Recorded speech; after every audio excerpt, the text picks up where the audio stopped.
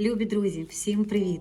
Напередодні свята хочу нагадати вам рецепт дуже смачних пончиків зі смаком дитинства. Я вважаю, що цей рецепт є одним з найкращих.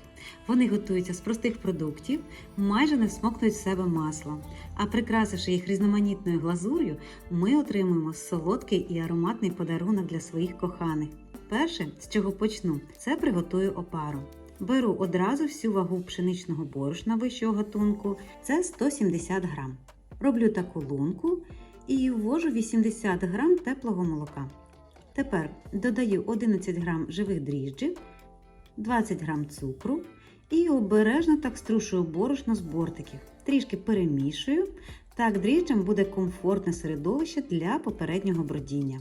Накриваю харчовою плівкою та залишаю так на 10-15 хвилин в теплому місці. Так, в мене пройшло 10 хвилин, більше я чекати не буду, так як я вже бачу, що дріжджі почали підходити. Цього достатньо. Тепер ввожу всі інші складові.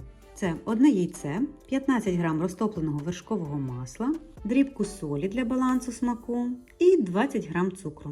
Тепер все треба добре перемішати в мисці до повного об'єднання складових.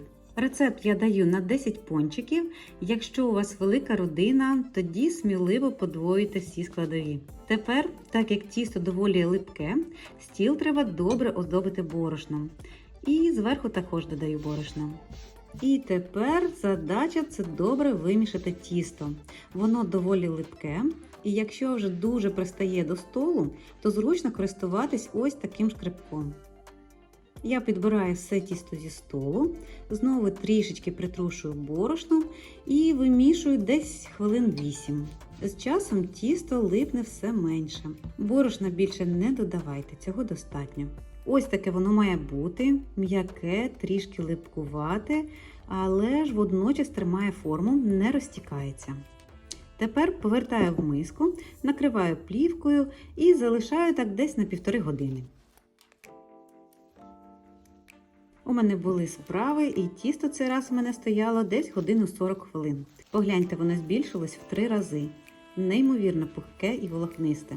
Тепер тісто я осаджую і викладаю на стіл, притрушений борошном. Саме зараз борошна треба небагато, достатньо ось так от, тільки огорнути тісто, а надлишок ми прибираємо. Зараз задача не вимісити, а просто осадити і округлити тісто. Залишаю його відпочити на столі десь на 10-15 хвилин. І щоб воно не завітрилось, обов'язково накриваю плівкою, або рушничком, кого що є. Як пройшов час, розкочую тісто.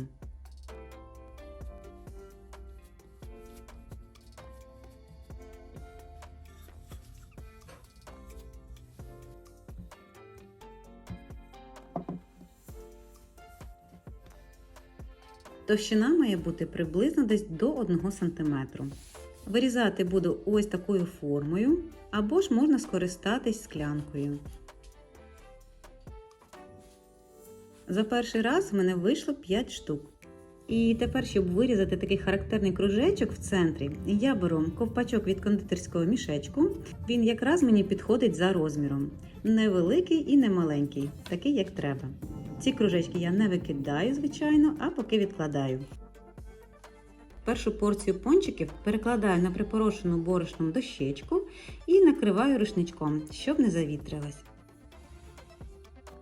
А тим часом збираю всі шматочки, всі кружечки тіста, щоб сформувати наступні.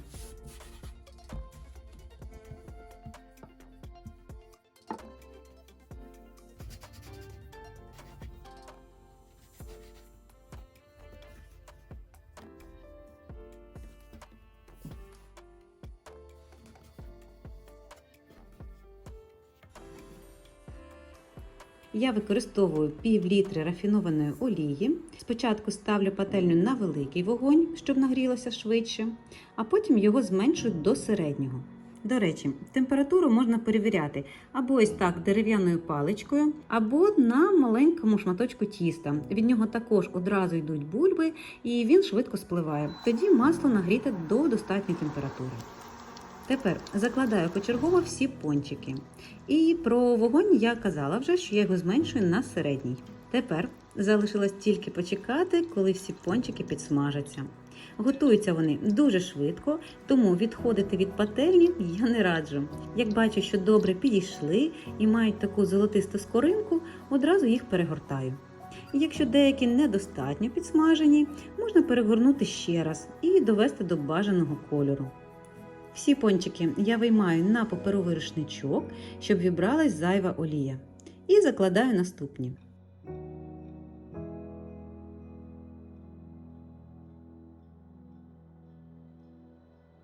Загалом в мене вийшло 10 пончиків і один такий крендель, це з залишком.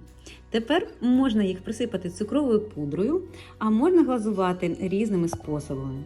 Сьогодні в мене 4 покриття від італійського виробника Еленка.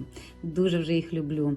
Але ж покрити можна і білковою глазур'ю, і розтопленим шоколадом, кому що подобається. Ось такі апетитні виходять пончики, хрумкі ззовні і ніжні всередині. І для святкового вигляду я їх всі занурюю в різноманітні покриття. Це в мене шоколад з лісовим горіхом. Це покриття горіхове зі шматочками карамелі. Я, до речі, готувала паску з таким покриттям в минулому році, можливо, хтось пам'ятає.